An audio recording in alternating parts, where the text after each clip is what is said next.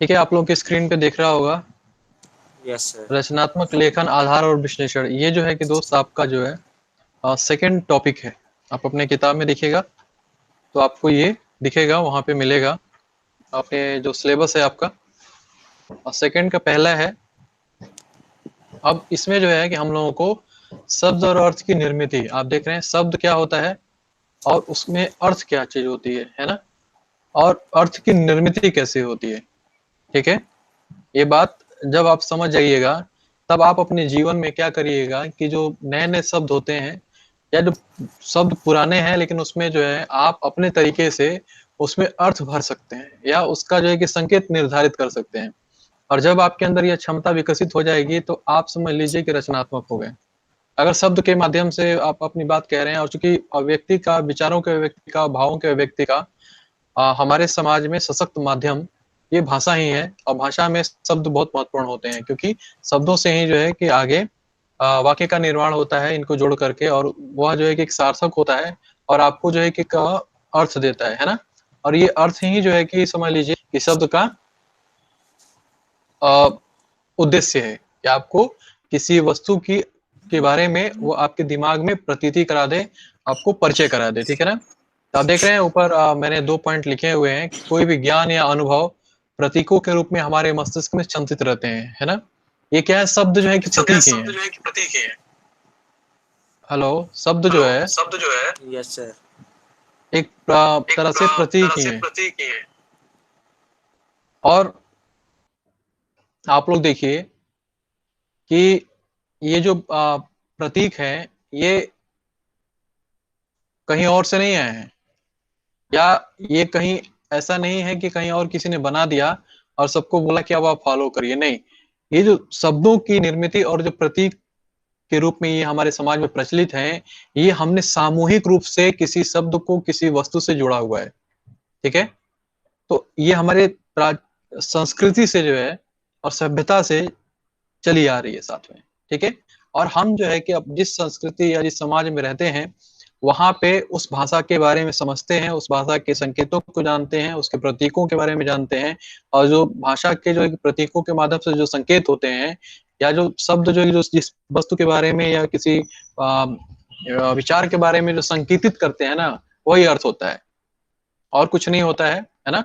तो मैंने आपसे कहा कि एक तो आप लोग जान लीजिए कि शब्द जो है कि निर्मिति कोई एक व्यक्ति नहीं करता है बल्कि हमारे समाज में उसका महत्व होता है। और समाज में जब उसको स्वीकार कर लिया जाता है तब जा करके आप जो है जैसे ही कोई शब्द बोला जाता है तो आप उस शब्द के बोलने से जिस भी प्रकार के अर्थ को ग्रहण करते हैं या जिस भी प्रकार के वस्तु को जो है कि आप अपने दिमाग में एक बिंब के रूप में पाते हैं, वह जो है कि हमारी सांस्कृतिक अनुभव है। ठीक है ना। वह हमें अपने प्राचीन समय से जो है उसके बारे में जानकारी, नए शब्द भी आते हैं, नए शब्द गढ़े जाते हैं। लेकिन आप क्या करते हैं कि अपनी प्रतिभा से पुराने शब्दों को भी नए अर्थों में परिवर्तित कर देते हैं। क्या करते हैं, थोड़ा सा वक्रता ला देते हैं, थोड़ा सा जो है कि उसको किसी और चीज से जोड़ देते हैं।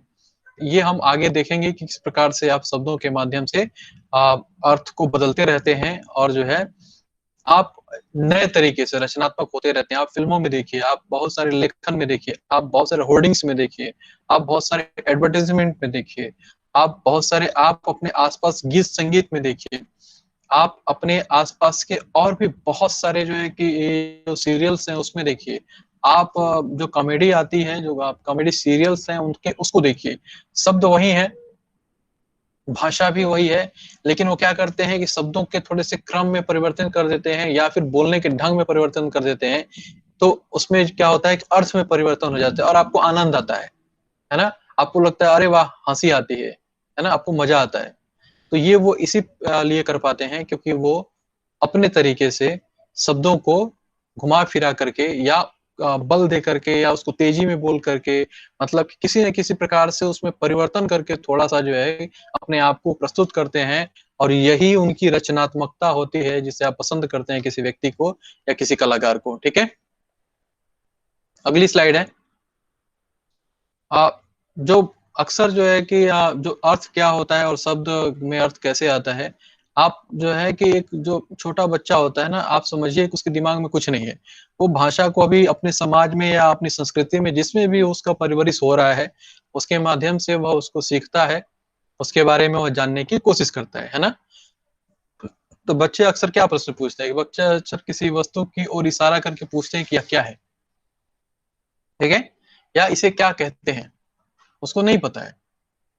तो आप जो है कि कई बार उसको बोलते हैं कि यह पेन है या यह किताब है, तो वह जो है कि ये समझ जाता है कि इसको अगर पेन कहेंगे तो इस वस्तु से उसका संबंध है। तो ये पेन जो शब्द है, ये प्रतीक है, और जैसे ही पेन हमने कहा और जो है कि हमारे सामने इस प्रकार का स्ट्रक्चर जैसे ही आया, तो बच्चा रिलेट कर देता है कि वह इसका अर्थ, जैसे ये वस्तु है आपके दिमाग में, अगर ये सामने ना भी हो तो भी जो है कि जैसे ही आपको कहा जाता है पेन, तो आपके दिमाग में एक बिंब बन जाता है, एक चित्र बन जाता है ना?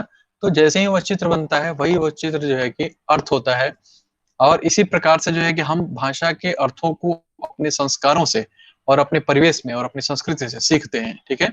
और आप इसको जो है कि अ, और भी जो है कि बहुत सारे इस तरह के अर्थ दे सकते हैं, और इस तरह के बहुत सारे प्रतीकों के अर्थ निर्धारित भी किए गए, है ना? या बच्चा पूछता है कि मैं इसे क्या कहूँ? मैं इसे किस नाम से पुकारूँ? अभी आपने यह कहा है और इसका क्या मतलब? बहुत सारे उनके प्रश्न होते हैं, और ये जो अबोध प्रश्न होते हैं ना, ये बहुत ही महत्वपूर्ण होते हैं, क्योंकि जिज्ञासावश पूछे गए होते हैं। इसमें अब यही है कि ये किसी जो है कि जानकार व्यक्ति अगर पूछे किसी से कि मैं इसे क्या कहूँ?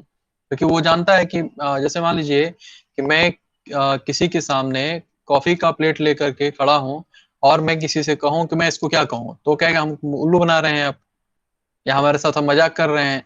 तो वहाँ पे संदर्भ बदल जाता है। लेकिन अगर किसी कोई बच्चा आपसे पूछता है, तो उसका और कोई मंतव्य नहीं होता है। वह चूँकि जिज्ञासावश जो है, और भाषा को और शब्दों को सीखने में और उसे अभिव्यक्त करने के क्रम में इस बात को सीखता है कि मैं इसे क्या कहूँ, है ना? या किस नाम से मैं पुकारूँ इसको, तो आप बताते हैं। आप जिस भी समाज में हैं, जैसे मान लीजिए कि आप हिंदी भाषी अगर समाज में हैं, तो आप कहिएगा किसी वस्तु को, जैसे मान लीजिए कि कोई घोड़ा है, आप कहिए घोड़ा है, तो बच्चा क्या करेगा, उस घोड़ा जैसा दिखने वाले अ, जानवर को इस शब्द से रिलेट कर लेगा, और जब भी जो है कि धीरे-धीरे वो क्या करेगा कि उसको बोलेगा, जब भी उस प्रकार के किसी जीव को देखेगा, बोलेगा ये घोड़ा आ गया, घोड़ा आ गया, है ना? इस प्रकार से जो है कि भाषा में जो अर्थ हम अपने समाज में रहते हुए बनाए होते हैं, जैसे मान लीजिए कि कोई अंग्रेजी समाज का बच्चा है ना? वहाँ पे जो है कि वो अपने फादर से पूछता है या फिर किसी ऐसे से पूछता है, व्हाट इज़ दिस? है ना? तो then they told them it's a it's horse, है ना? तो वहाँ पे जो हॉर्स शब्द है, वह जो है, जो भारतीय घोड़ा है, जो जीव के लिए रखा गया है, इसी प्रकार से आप अन्य भाषा में चले जाइए, जितनी भी देश की भाषा है, उनके यहाँ अलग-अलग प्रतीक मिलेंगे, है ना? तो ये बात जो है कि दिखाता है हमें कि जो शब्दों के जो वस्तुओं के जो प्रतीक के रूप में शब्दों की निर्मित होती है, वह अपने-अपने परिवेश में और अपनी-अपनी संस्कृति में अलग ढंग से होती है, ठीक है? ऐसा नहीं है कि यूनिवर्सल होता है कि उस, और ना तो, और उनका कोई वैज्ञानिक संबंध एक-दूसरे से नहीं होता है। मैंने आपको बताया कि जो घोड़ा है और जो घोड़ा शब्द है, इसमें कहीं भी ऐसा कुछ नहीं है, साइंटिफिक रिलेशन नहीं है कि आप सिद्ध करिए कि नहीं यह शब्द जो है ही वैज्ञानिक रूप से सत्य है, सच है घोड़े के बारे में बताने के लिए, या हॉर्स शब्द में कुछ ऐसा है, वैज्ञानिक रूप से आप इसको सिद्ध नहीं कर सकते, बल्कि यह जो है कि समाज में प्रचलित है ना? समाज में बहुत समय से प्रचलित है, और उस समाज में उसको स्वीकृति मिली हुई है। इसलिए जैसे ही हम घोड़ा कहते हैं, आप जो है कि बहुत सारे जीवों में से एक स्पेसिफिक जो जीव है, जो 4 पैरों वाला है, और जो है कि उसका स्ट्रक्चर एक बिंब है हमारे दिमाग में, वह जो है कि हमारे अंदर उभर आता है। ठीक है ना? तो ये जो जिज्ञासाएँ होती हैं, यही जो है कि हमें क्या करती हैं, अर्थ की ओर लेकर के जाती हैं, और फिर जो है कि हमारे समाज में जो पहले से प्रचलित प्रतीक हैं, शब्दों के रूप में हो या फिर दृश्यों के रूप में हो, या फिर आप रेड लाइट वगैरह की बत्तियों के बारे में जानते हैं, ज़ेब्रा क्रॉसिंग के बारे में, ये संकेत हैं। लेकिन इनके भी एक अपने अर्थ होते हैं, है ना? वहाँ पे शब्द नहीं है, बल्कि रंग है, और रंगों के माध्यम से आपके साथ कम्युनिकेशन किया जा रहा है। आपके साथ उसका जो है कि अर्थ होता है, और उसे आप समझाते हैं और बताते हैं। इस प्रकार से उसी समाज में सामाजिकों के द्वारा भाषा को या भाषिक किसी वस्तु के प्रतीक के रूप में किसी शब्द को गढ़ा जाता है या जोड़ा जाता है, ठीक है ना। कह रहे हैं कि बड़े उन वस्तुओं को देखकर अपने समाज में प्रचलित संकेत चिन्हों या शब्दों के द्वारा उनके बारे में बताते हैं। मैंने आपको ये बात समझाई। कह रहे हैं कि जिस वस्तु के बारे में संकेत करते और बताते हैं वही संकेतित वस्तु अर्थ होता है। मैं इस बात को आपको बताया कि जब हम किसी प्रतीक या किसी शब्द को कहते हैं और किसी वस्तु से जोड़ते हैं, तो वही जो है कि जो संकेत हम जिसको करके कहते हैं कि यह पेन है, तो यह पेन ही जो है कि अर्थ हो गया, ठीक है। ये वस्तु है और जो है कि शब्द प्रतीक है पेन। पेन हमने इस स्ट्रक्चर के लिए निर्धारित किया है। तो हमने क्या किया कि जैसे ही पेन कहा तो बच्चा जो है कि धीरे धीरे क्या करेगा, को रिलेट कर जाएगा। पेन अगर नहीं भी होगा तो उसके मानसिक मस्तिष्क में एक ऐसी कल्पना इस बिंब जो है कि इस प्रकार के स्ट्रक्चर के लिए उभर जाएगा। तो आप भी अपने समाज में प्रचलित शब्दों के अर्थों को बदल सकते हैं, लेकिन ऐसा बदलाव करिए कि एकदम से वो नया ना हो, क्योंकि एकदम से नया होगा तो आप ही समझेंगे या आप जिसको उस संकेत के बारे में बताए रहेंगे वही समझेगा। इस प्रकार की कोडिंग भी होती है। बहुत सारे हिडन जो मैसेज दिए जाते हैं उसके कोड होते हैं बहुत सारे। वो आप आर्मी में देखिएगा, बहुत सारे जो है कि पुलिस प्रशासन में भी इस तरह के कोड होते हैं। तो वहां पे जो है कि क्या होता है कि एक सीमित संख्या में लोगों को बताने के लिए होता है। लेकिन अगर आप व्यापक समाज में प्रचलित प्रतीकों को या शब्दों को लेते हैं और ऐसा आप उसमें परिवर्तन करते हैं जिसके बारे में सब लोग जानते हैं, तो आपका यह परिवर्तन आपकी देन होगा, आपके द्वारा जो है कि उसकी निर्मित होगी, ठीक है ना। आप जो है कि उन्हीं शब्दों को उठाइए जो समाज में प्रचलित है, व्यापक रूप से लोग जानते हैं, क्योंकि आपका उद्देश्य सीक्रेट मैसेज देना नहीं है। आपका उद्देश्य क्या है कि जो प्रचलित प्रतीक है उन्हीं के नाम से आप कुछ नए ढंग से जो है कि अपने आप को प्रस्तुत कर रहे हैं। और यह नयापन आपका ढंग जो है ही क्रिएटिव होना है, रचनात्मक होना है। जैसे कि आप लोग बहुत सारे फिल्मों में के डायलॉग सुन लीजिए, उसी व्यक्ति को कोई और हीरो का उस डायलॉग को किसी और रूप में बोलता है, कोई किसी और रूप में बोलता है। तो ये जो बोलने का ढंग है ना, वही आपको पॉपुलर बनाता है, ठीक है। सलमान खान जो है कि जैसा बोलते हैं आप देखिए उनके बोलने में, ऐसा नहीं कोई बंदा मजाकिया ही है, लेकिन जो है कि वो फिल्में जब करता है तो आप देखते हैं कि उसके फिल्मों में कुछ जो है कि थोड़ा सा अलग ढंग से मजाकिया टाइप से वो जो है कि शब्दों को या वाक्यों को बोलता है, या अपने जिस कैरेक्टर को दिया गया रहता है उसको प्रस्तुत करता है। अमिताभ बच्चन को देखिए, अमिताभ बच्चन जिस प्रकार से जो है कि अपने आप को और अपने ढंग को उन्होंने विकसित किया है बोलने के क्रम में या अपने आप को प्रस्तुत करने के क्रम में, आप जो है कि जैसे ही आवाज आती है तो आप तुरंत जो है कि रिलेट कर जाते हैं ये अमिताभ बच्चन की आवाज है। क्योंकि उन्होंने थोड़ा सा जो है कि अपने जो जिस क्षेत्र के या जिस समाज में वो रहने वाले हैं वहां से जो है कि उन्होंने अपनी भाषा को और अपने टोन को भी गढ़ा है। इलाहाबाद के रहने वाले हैं तो वहां पे जिस प्रकार से हिंदी को बोला जाता है तो उस टोन को जो है कि उन्होंने कॉपी किया और अपने ढंग से जो है कि उसमें थोड़ा सा परिवर्तन किया, तो वह उनका अपना एक ढंग बन गया। ऐसे ही आपके सामने शाहरुख खान जी हैं, आमिर खान जी हैं, ऐसे बहुत सारे लोग हैं, ठीक है। तो यही चीज जो है कि आपको दूसरों से अलग कर देती है। भाषा भी वही होती है, संकेतित अर्थ भी उसके वही है, लेकिन जो आपका जो इनपुट आया उसको बोलने और करने के ढंग में, वही जो है कि चीजों को परिवर्तित कर देती है, ठीक है। मैं आपसे बार बार कह रहा था ये घोड़ा है, और जो मैं आपको समझाना चाह रहा था, ये जो यहाँ पे जो आप शब्द देख रहे हैं घोड़ा, और ये जो स्ट्रक्चर है यहाँ पे घोड़ा, इसमें कोई साइंटिफिक रिलेशन नहीं है। लेकिन हमारे समाज में इसका जो है इस शब्द का ये जो प्रतीक है इसका अर्थ किया गया है, या इस प्रकार के जीव के लिए बहुत सारे जीव हैं, लेकिन ये एक स्पेसिफिक जो आपको स्ट्रक्चर दिख रहा है, एक जीव दिख रहा है, इस जीव के लिए इस शब्द को इस्तेमाल किया गया।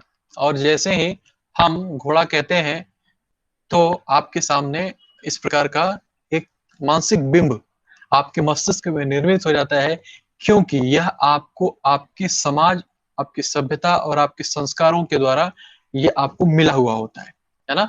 ये जो बिंब है या जो चित्र है, यह जो है कि आपके समाज के द्वारा आपके मस्तिष्क में स्थापित है। और जो है इसके लिए हमारे समाज में, हमारी हिंदी भाषा में घोड़ा शब्द रखा गया है। आप वही थोड़ा सा संस्कृत में चले जाइएगा तो आपको अश्व मिलेगा, है ना।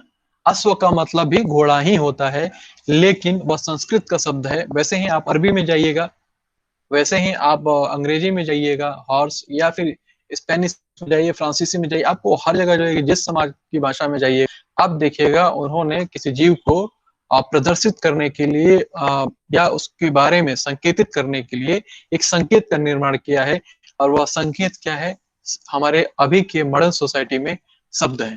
ठीक है, वैसे ही मैं कह रहा था। तो अब देखिए यहाँ पे दो चीजें हैं, एक नाम है और एक रूप है।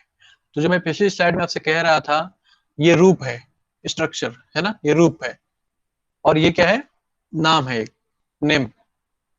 ठीक है, ये जो है एक दूसरे से जुड़े हुए होते हैं, और ये जो नाम है घोड़ा, और जो ये रूप है, यही इसका अर्थ है।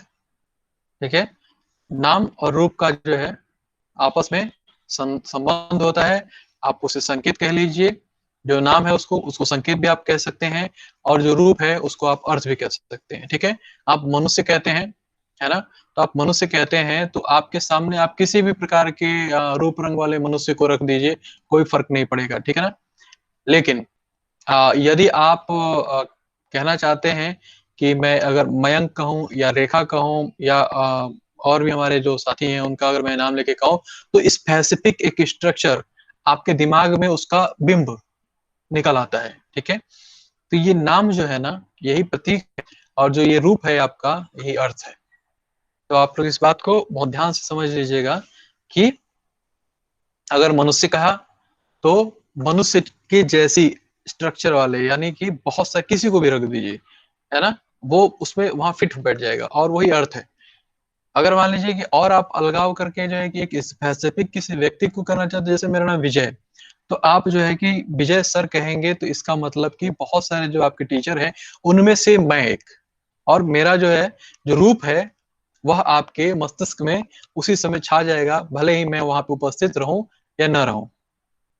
ठीक है, तो इस प्रकार से आप लोग देखेंगे कि जो नाम है और रूप है, यही जो रूप है वह अर्थ है, और नाम है जो है वह शब्द है या संकेत है। ठीक है, तो इस प्रकार से जो है कि अर्थ की निर्मिति होती है, या हमें हमारे दिमाग में प्रतीति होती है, या हम किसी अर्थ को जान पाते हैं। ठीक है, मैंने आपसे कहा कि रूप के बारे में थोड़ा सा, मैं जैसे हमारा मेरा मनुष्य का रूप है या किसी जीव जंतु का रूप है, उसमें से उसका नाम ले लेंगे, तो उसका भी अलग अपना एक रूप हो जाएगा, है ना। जैसे मान लीजिए कि हम नदी कहते हैं और सागर कहते हैं, ठीक है, तालाब कहते हैं, नहर कहते हैं, सब में पानी जाता है, पानी सभी में है। लेकिन आप देखिए कि समुद्र बहुत विशाल होता है, ठीक है, नदी की एक अपनी धारा होती है, वो अपने एक मार्ग पे चलती है। तालाब में जो है कि पानी एक ठहरा हुआ रहता है, उसका अपना स्ट्रक्चर है, एक अपना रूप है उसका, है ना। और नहर का एक अपना रूप है, उसको जो है कि मानव निर्मित या मनुष्य के द्वारा नहर को बनाया गया होता है। और इन सभी माध्यमों के द्वारा क्या होता है, पानी ही जाता है। आप देखिएगा कि यह जो है, हो सकता है किसी और भाषा में, किसी और संस्कृति में अलग नामों से पुकारा जाता हो। ठीक है ना, वाटर अंग्रेजी में है, आब अरबी वगैरह में कहते हैं, है ना। तो मैंने कहा कि ये अलग अलग संस्कृतियां किसी रूप के लिए अलग अलग प्रकार के अपनी सुविधा के अनुरूप या अपने समाज में प्रचलन के अनुरूप प्रतीकों की निर्मित करते हैं, या प्रतीकों का निर्माण करते हैं। तो जो ये रूप है, कह रहे कि संसार में वे व्यक्ति असंख्य प्राणियों, वस्तुओं, प्राकृतिक दृश्यों, मानव निर्मित यंत्रों की को देखता है ना।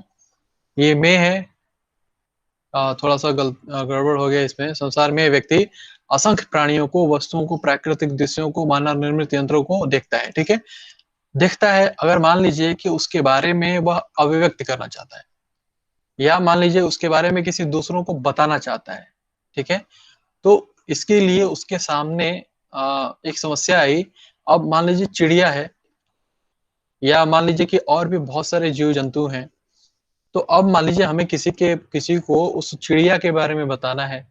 अब कबूतर है कि मान लीजिए कि कौवा है ना, या मोर है, तो इनकी अपनी अपनी अलग अलग जीवों की या पक्षियों की, या प्रकृति में और भी जो बहुत सारे जीव जंतु हैं, उनकी अपनी अपनी एक सत्ता है, या आप कहिए उनकी अपनी अपनी एक विशेषता है ना। सिंह कह लीजिए आप, शेर कह लीजिए, तो या चीता कह लीजिए, बिल्ली कह लीजिए, कबूतर कह लीजिए, सबका। तो ये क्या है कि हमने उनको समझने और समझाने के लिए एक उनके रूप से जो है कि जोड़ करके हमने एक शब्द को निर्मित किया जो प्रतीक के रूप में थे। और मुझे ये अभी जानकारी तो नहीं है, लेकिन ये जरूर कह सकता हूं कि जब शब्द नहीं थे तो निश्चित रूप से उनके लिए कुछ संकेत थे कि अगर मैं ये कहूंगा तो इसका मतलब यही हुआ, है ना। यदि मैं सीटी बजाऊंगा तो इसका मतलब ये हुआ, अगर मैं सीटी को थोड़ा लंबा बजाऊंगा तो इसका मतलब ये हुआ। आप लोग आदिवासी समुदायों में जाकर के देखिए किस प्रकार से संकेत, ध्वनि संकेतों के माध्यम से, किस प्रकार से रंग के संकेतों के माध्यम से, रंग के संकेतों के माध्यम से तो आज भी हमारे इस मॉडर्न सोसाइटी में भी जो है कि आप देखिए कम्युनिकेशन होता है, ठीक है। तो ये कम्युनिकेशन के हमारे बहुत प्राचीन साधन रहे हैं, लेकिन आधुनिक समय में हमने भाषा की निर्मित की, और भाषा क्या है कि वही रूप और प्रतीक का संबंध है। और यहाँ पे प्रतीक रूप में कौन से हैं, शब्द हैं, ठीक है ना। और इन्हीं से जो है कि अर्थ, रूप ही अर्थ है। जैसे ही आपके दिमाग में इसका तो एक सत्ता होती है, एक अपना अलग अलग अस्तित्व होता है, सबका अपनी अपनी आइडेंटिटी होती है। और जब किसी व्यक्ति को उसकी आइडेंटिटी से जब आप देखना चाहेंगे या उसको अलगाना चाहेंगे, तब आपको क्या करना होगा दोस्तों कि एक पर्टिकुलर उसके लिए प्रतीक निर्मित करना होगा। और निश्चित रूप से आज वह प्रतीक भाषा के रूप में है, तो वही जो है कि उस रूप के साथ में जुड़ जाएगा, और रूप के साथ में जुड़ करके वह क्या कर लेगा, वही जो रूप है ना, और जो आप शब्द प्रतीक के रूप में बोल रहे हैं, वही ये रूप ही उसका अर्थ हो जाता है। यही संबंध होता है। आप लोग इसको बहुत आसानी से और बहुत क्लियर रूप में इस प्रकार से समझ जाइए कि किस प्रकार से अर्थ की निर्मित होती है, क्योंकि ये बहुत महत्वपूर्ण है। क्योंकि जैसे ही आप शब्दों को बोलते हैं तो अगला जो है कि यह समझ जाता है कि आप क्या बोल रहे हैं, या आपके अंदर कितनी गहराई है, या किसी विषय या किसी वस्तु के बारे में आपकी जानकारी कितनी है। क्योंकि जैसे ही आप प्रतीकों को बोलना शुरू करते हैं तो सुनने वाला जो है कि स्पष्ट रूप से समझ लेता है कि आप किस प्रकार के रूप के बारे में या किस प्रकार के विचार के बारे में आप बातचीत कर रहे हैं, और आपकी जानकारी कितनी है। इसलिए ये शब्द है, जो भाषा है, अभिव्यक्ति का बड़ा माध्यम है।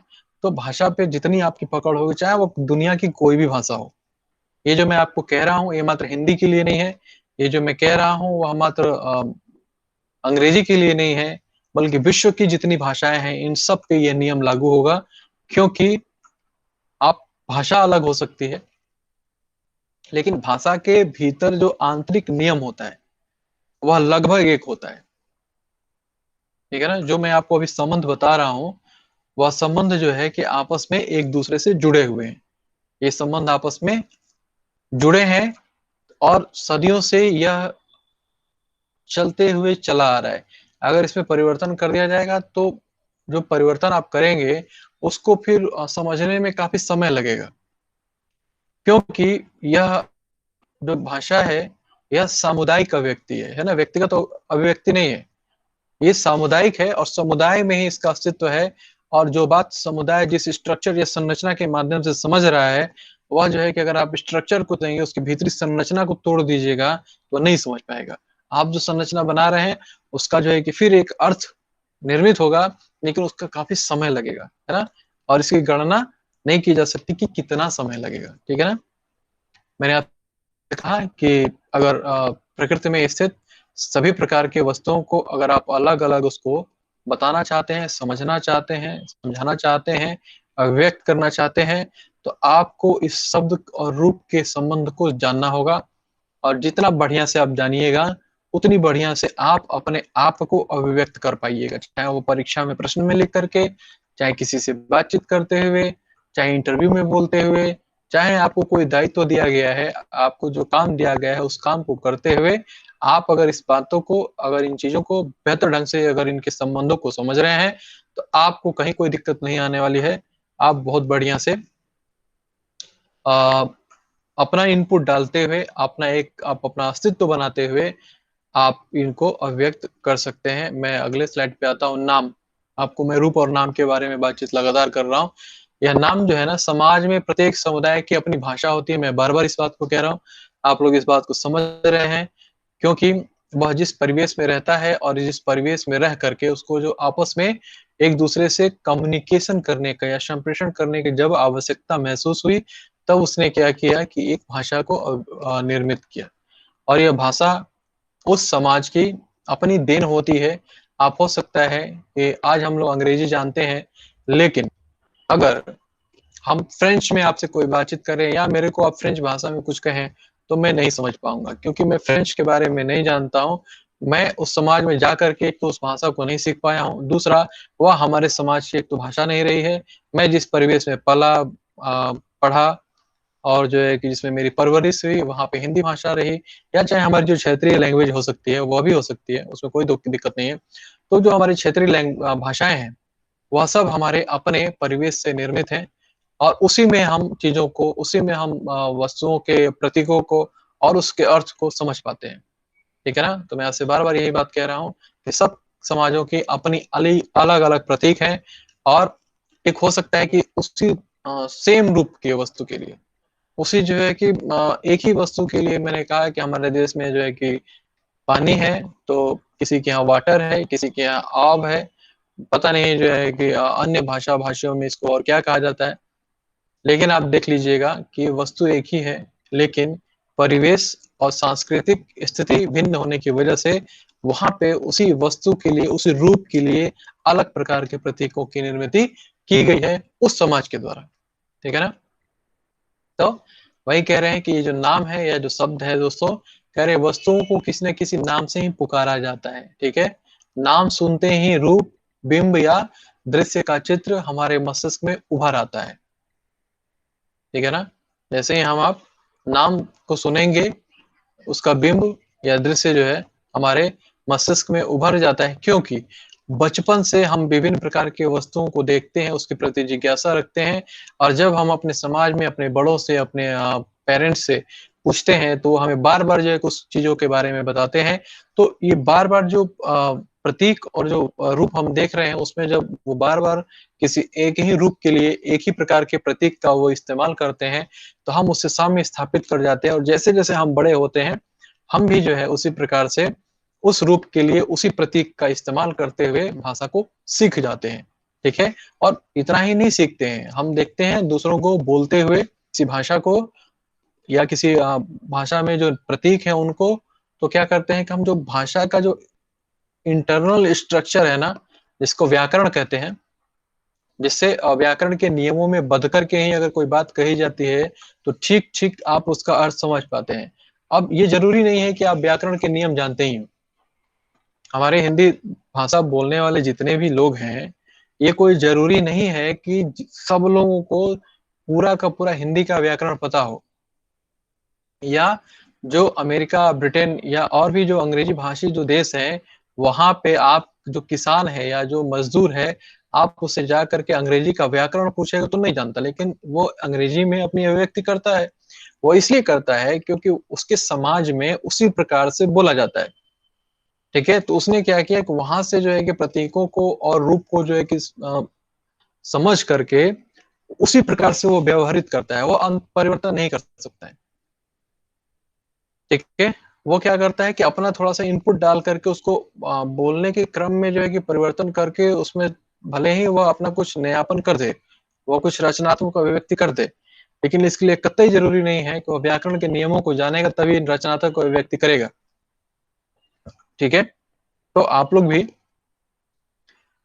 कोई ज़रूरी नहीं है कि आपको पूरा का पूरा हिंदी का व्याकरण जब तक आप नहीं जाके सीखेंगे, तब तक जो है कि भाषा का आप रचनात्मक तरीके से इस्तेमाल नहीं कर सकते। आप कर सकते हैं, लेकिन उसके लिए आपको बस अपना पुट डालना होगा और ये नाम और रूप के संबंध को बेहतर रूप में समझना होगा, ठीक है?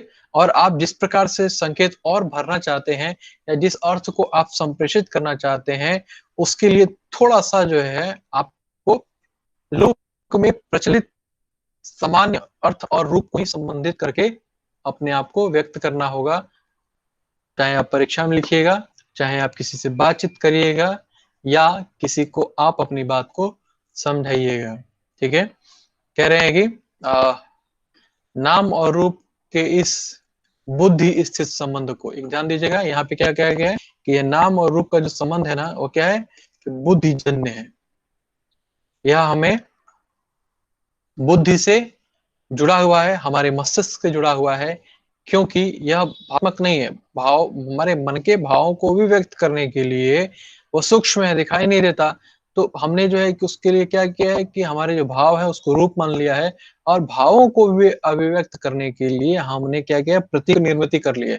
अब क्रोध है, तो क्रोध में जैसा रूप होता है, आपकी आंखें लाल हो जाती हैं, आपका चेहरा तमतमा जाता है, आपके मुख से जल्दी-जल्दी शब्द निकलते हैं। इस प्रकार के आपके रूप को हमने कहा कि आप क्रोधित हैं, ठीक है? आप प्रेम में हैं या आप प्रेम से का आपका भाव है, तो उसमें आप देखिएगा कि आपका चेहरा हँसमुख होगा, आपकी आंखें लाल नहीं होंगी, तमतमाई हुई नहीं होंगी, बल्कि सहज होंगी, और आप बहुत ही आराम से अपनी बात को कह रहे होंगे, अपनी बात को समझा रहे होंगे। यह जो आप रूप है, वह हम इसको मान लेते हैं कि प्रेम है, या इसी प्रकार का रूप कहाँ है किसी बच्चे के प्रति या किसी भी व्यक्ति के प्रति करुणा हो सकता है ना? द्वेष है तो वो आपके मन का भाव है, ठीक है? आप उसमें जो है कि आप विभिन्न प्रकार शब्दों को इस प्रकार से बोलते हैं कि लोग अगला, अरे वो उसके मन में उसके प्रति द्वेष है ना, इसलिए ऐसा बोल रहा था। तो आपके बोलने से शब्दों के क्रम में जो आपने उसको सोचा है, उसी से पता चल जाता है कि आपके मनोभाव क्या हैं। तो ये मनोभाव भी जानने का आपके रूप रूप जो है कि जो रूप आपका बदला है, उसके लिए भी हमने क्या किया है, एक शब्द प्रतीक का निर्माण किया है, ठीक है? तो कह रहे हैं कि ये जो बुद्धि, साम और रूप का जो आपस में संबंध है ना, शब्द का या रूप का जो आपस में संबंध है, वही क्या है, बुद्धिजन्य, है ना? और जिस समाज और परिवेश में आप रहते हैं, इसकी बात मैंने की है। कह रहे हैं कि मोटे तौर पर उसी को अर्थ कह सकते हैं, है ना? या वही उसका अर्थ होता है, ठीक है? मैंने आपको थोड़ा-सा ये समझाने की कोशिश की कि आखिर जो है कि ये जो शब्द हैं या जो नाम है और रूप है, या जो शब्दों के माध्यम से जो हम कहते हैं अर्थ जो है कि व्यक्त कर रहे हैं, तो अर्थ कुछ नहीं है, बल्कि वह रूप ही है जिसके लिए उसका प्रतीक निर्धारित किया गया है उस पर्टिकुलर समाज या सोसाइटी के द्वारा। तो ये बात मैंने इसलिए आपको समझाई क्योंकि ये बहुत ही थोड़ा-सा जो है कि टेढ़ा जो है कि मामला है, लेकिन टेढ़े मामले को मैंने बहुत सहज करने की कोशिश की है कि बस कुछ नहीं है, वह रूप और जो है कि नाम का किसी संबंध है, और वह जो है कि हमारे समाज या संस्कृतियों से सदियों से चली आ रही है। और जैसे हम उस शब्दों का जितनी बार जो है प्रतीकों का व्यवहार करते हैं, वैसे-वैसे वो भाषा या उसके जो रूप हैं, वो हमें बहुत आसानी से समझ में आने लगते हैं, और यह समझ में आने वाली बात ही अर्थ है। यहाँ पे हमने आपको इस पे मैं ही विचार नहीं कर रहा हूँ, बल्कि ये जो विचार मैंने रखे हैं, यह पहले भी इस पे विचारा गया है, और मैंने आपके सामने ये भारतीय मनीषियों के विचार हैं कुछ, मतलब कि भारतीय जो विद्वान हैं, उनके में मैंने इसमें थोड़ा-सा जो है उनके बातों को भी लेकर के आए हैं। क्योंकि मात्र मैं ही विचार नहीं कर रहा हूँ, मेरे से पहले भी इस पे विचार किया गया है। मैं भी कर रहा हूँ, और शायद आप भी करेंगे जब अपने आप समय में होंगे तो। कहाँ पे करेंगे, किस प्रकार से करेंगे, क्या स्थिति होगी, ये निर्भर करेगा आपके विकास, ठीक है? तो कह रहे हैं कि ये शब्द और जो अर्थ उसका होता है, या रूप और नाम का जो समय कह रहे हैं कि वागर्थ एव संपृक्तो वर्थ प्रतिपत्तये। ये कालिदास जी ने कहा है कि वाणी अर्थ, यानी कि जो शब्द हैं और का अर्थ जो है एक दूसरे से जुड़े होते हैं। अभी हम समझने और समझाने के लिए इसमें अलगाव कर रहे हैं, लेकिन अगर हम इसको एक सामूहिक रूप से देखें, तो आप किसी शब्द के भीतर से अर्थ को अलग नहीं करते, है ना? रूप के लिए जो हमने प्रतीक निर्धारित किया है, आप उसमें से इसके हम कहेंगे कि इसमें से बिंब निकाल लीजिए और उसको छोड़ दीजिए, ऐसा नहीं हो सकता। क्योंकि ये समझने और समझाने के लिए भले अलग किया जाए, लेकिन यह है हमें अपने दिमाग में समझ में आता है। हमने कहा आपसे कि ये महाकवि कालिदास जी ने कहा है, इसको इसी रूप में आप समझिए। आगे है एक आचार्य भर्तृहरि प्रदीप में कहते हैं, इनका एक कोटेशन है, आप लोग पढ़ रहे हैं इसमें। यस्मश्चतुश्चरिते शब्दो यथा यो अर्थ प्रतीयते तामुहर्थ तस्यैव नान्यदर्थ लक्षणम। ये सच में है, आप लोग इसको जान लीजिए। नीचे इसका हिंदी दिया है। आप लोग हिंदी में भी बोलिएगा, लिखिएगा, या जब लोग चाहे तो छोड़ भी दीजिएगा, लेकिन अगर लिखेंगे तो बेहतर होगा, क्योंकि हम ये कहते हैं कि हमारा जो है अध्ययन जो है कि कितना विस्तृत और व्यापक है। तो कह रहे हैं कि जिस शब्द के उच्चारण से जब जिस अर्थ की प्रतीति होती है वही उसका अर्थ होता है, अर्थ का दूसरा लक्षण नहीं है। सीधा कहा कि जब जिस शब्द के उच्चारण से हमें जिस अर्थ या बिंब की प्रतीति होती है, या जो बिंब उभर करके हमारे सामने आता है, कह रहे हैं कि वही उसका अर्थ है, और कह रहे हैं कि अर्थ का दूसरा लक्षण कोई नहीं है, जो बात मैंने आपको पीछे समझाया है। ये कुमारिल भट्ट है, एक विद्वान है, कह रहे हैं कि जो अर्थ जिस शब्द के साथ संबंध रहता है वही उसका अर्थ होता है ना। कह रहे हैं जो रूप और जो है कि जो ये नाम एक दूसरे से जो जुड़े हुए हैं ना, जिसके लिए हमारे समाज ने या हमारे सांस्कृतिक स्थिति ने उसको संबद्ध कर दिया है, कह रहे हैं कि वही उसका अर्थ होता है, कि इसका अलग और कोई मतलब नहीं होता है। वैसे ही आप पतंजलि को देखिए, महर्षि पतंजलि कहते हैं कि अर्थ शब्द की अंतरंग शक्ति का नाम है। अर्थ और शब्द को आप अलग अलग नहीं कर सकते। समझने और समझने के लिए हमने आपको बहुत तरीकों से और बहुत सारे उदाहरण दे करके मैंने आपको समझाया है। कह रहे हैं कि अर्थ और शब्द की अंतरंग शक्ति का नाम है, शब्द को बहिर्भूत होता है, कह रहे हैं कि जबकि अर्थ अभिहित या अपृथक होता है। यहाँ पे बहुत क्लियर कहा गया दोस्तों कि अर्थ जो शब्द की शक्ति है, और कह रहे हैं कि शब्द बाहर बाहर दिखता है, और जो अर्थ होता है वो कि क्या होता है, आंतरिक होता है। ठीक है, वो आपके मस्तिष्क में घटित होता है, जैसे ही हम किसी वस्तु से जुड़ा हुआ उसका प्रतीक आपने रखते हैं। तो ये महर्षि पतंजलि का विचार था। एक दो पाश्चात्य विद्वान हैं, उन्होंने भी इस पे अपने विचार रखे हैं। पाश्चात्य या पश्चिम में भी, या आप कह सकते हैं अंग्रेजी भाषा, फ्रेंच भाषा, जर्मन में बहुत सारे, और इटालियन में भी जो है कि, या आपके आप लैटिन भाषा पढ़ते हैं, यूनानी भाषा में भी इस पे विचार हुआ है। तो लेकिन यहाँ पे हम विद्वानों को लेकर के आते हैं, क्योंकि हम इसके बहुत गहराई में नहीं जाएंगे। तो डॉक्टर शिलर कहते हैं कि किसी वस्तु का अर्थ उस व्यक्ति पर निर्भर करता है जिससे वह वस्तु अभिप्रेत होती है। ये बहुत बड़ी बात उन्होंने कहा था कि अर्थ जो है ना, कि जैसे मान लीजिए कि आप किस परिस्थिति में हैं, और जो है कि आपके सामने हम उस शब्द के उस रूप के प्रतीक को रखते हैं, तो आप उसका कौन सा अर्थ ग्रहण करेंगे, यह जो है कि आपके ऊपर निर्भर करता है, परिस्थिति पर निर्भर करता है, आपकी स्थिति पर निर्भर करता है कि आप किस स्थिति में हैं। अगर साहित्यिक वातावरण में बात रहे हैं, तो हमने कह दिया कि आजकल लोगों के आंखों में पानी कम है। अगर मान लीजिए कि हम ये बात कह रहे हैं कि आजकल के लोगों के आंखों में पानी सूख गया है, तो आंखों का पानी अगर सूख जाए तो दिखाई नहीं देगा, और इतने पानी तो इसमें होता नहीं है। अगर शाब्दिक रूप में आप इसके अर्थ को लेंगे, तब तो जो है कि आप नहीं समझ पाएंगे। लेकिन जैसे आप जो है किसके जानेंगे कि यह जो है कि किस वातावरण में कहा जा रहा है, किस परिवेश में कहा जा रहा है, तुरंत आपको जो है कि इन्हीं जो रूप और जो नाम है, इनके संबंध में एक दूसरा अर्थ आपके सामने निकल करके आएगा। और निश्चित रूप से आप जानते हैं कि जिसके अंदर दया भाव और करुणा, या किसी की मदद करने की जो इच्छा होती है, अगर वो नहीं है, तो हम कहते हैं कि आजकल लोगों की आंखों में नहीं है।